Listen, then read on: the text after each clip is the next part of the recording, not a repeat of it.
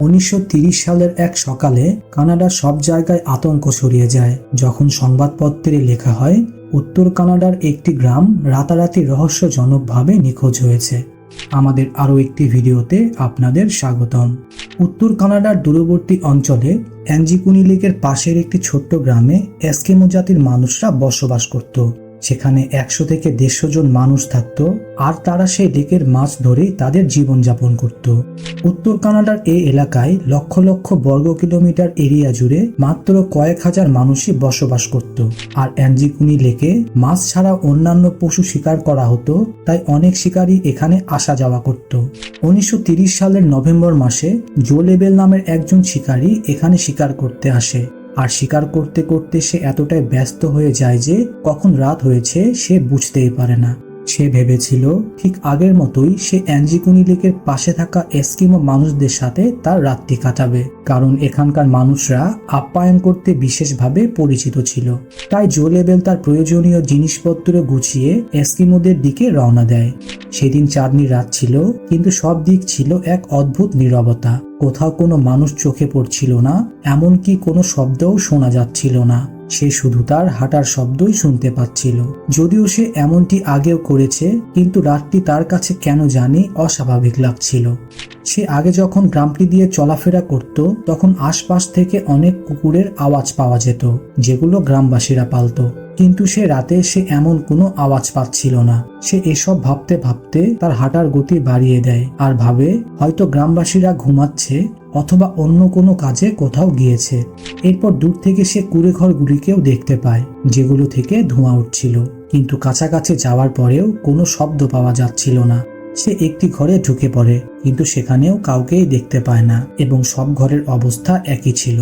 সম্ভবত জো এই পুরো দৃশ্যগুলো দেখে ফিরেও যেতে পারত, কিন্তু একটি বিষয় ছিল যা তাকে আরো চিন্তায় ফেলে দেয়।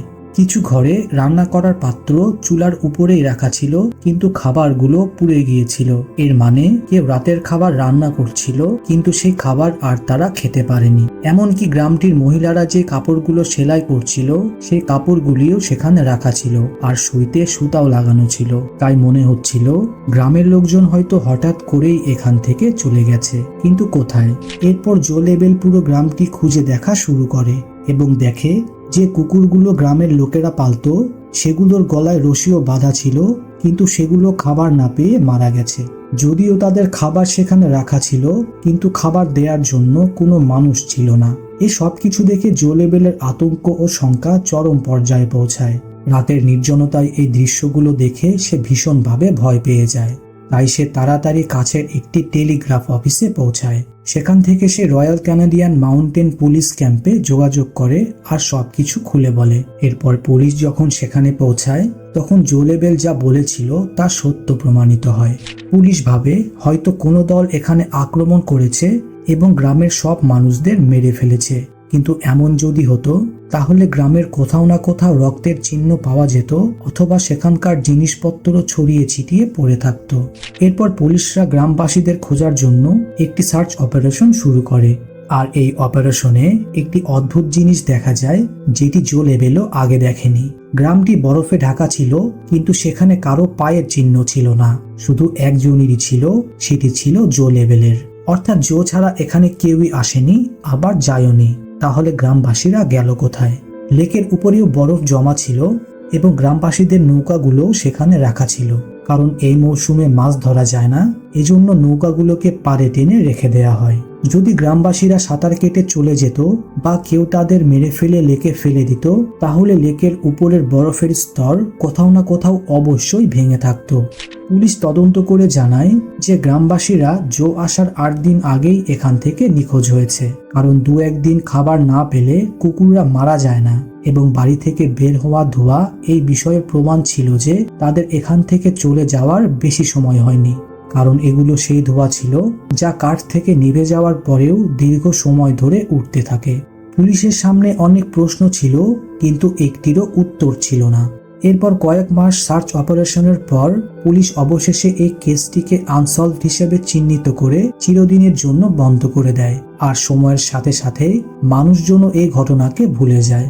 এই ঘটনার 50 বছর পর 1984 সালে রজার বোর ও নিজেল ব্ল্যান্ডার নামের দুইজন লেখক একটি আর্টিকেল লেখে আর এই পুরো ঘটনাকে এলিয়েনদের সাথে সম্পর্কিত করার চেষ্টা করে।